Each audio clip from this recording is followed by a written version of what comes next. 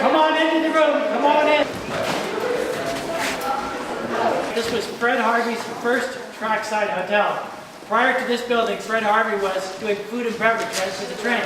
Worked out that business model where you had a waiting room. There was waiting room for the dining rooms, and there were two dining rooms, right?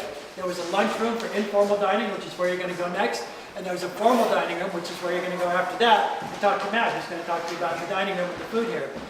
And then there were 37 guest rooms upstairs, but the bathrooms were down the halls.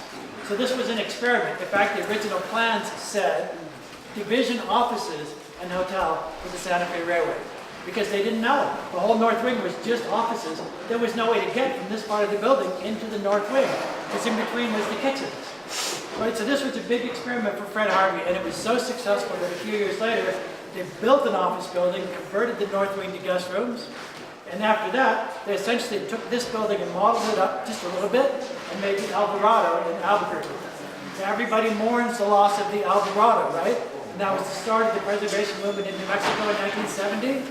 But this is the Alvarado, right? Just a little bit smaller. The dining room here is 110, the dining room there was 125, right?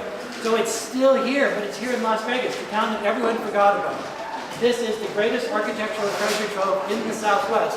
Almost 1,000 buildings in Las Vegas on the National Register of Historic Places.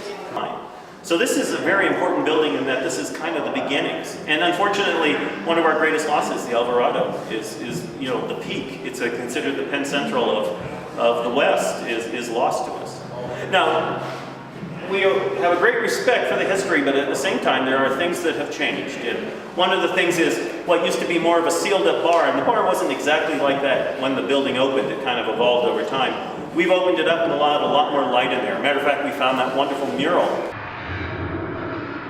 that's above the hood there, and we are preserving that. But what used to be the pool hall is now huge ADA bathrooms. Space, for me as a restaurant operator, was absolutely incredible because it had all the original Fred Harvey equipment in it. And it was just like it was in the 40s when it was left and closed down. And that was a really special thing. So right here was the original exhaust hood. Underneath it was that massive oven that's right back there in the corner. Out in the dining room, that big stainless steel thing was a steam-generated plate warmer that was located right here. And the pot rack was right above it, that torture device-looking thing with all the hooks on it, and nasty looking thing.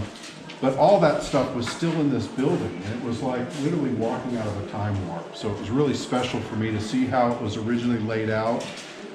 There were people that came here at first with Alan and said, oh yeah, we can reuse that stove. You're out of your mind if you think you're going to use a coal-fired oven in a modern-day kitchen. Oh, yeah.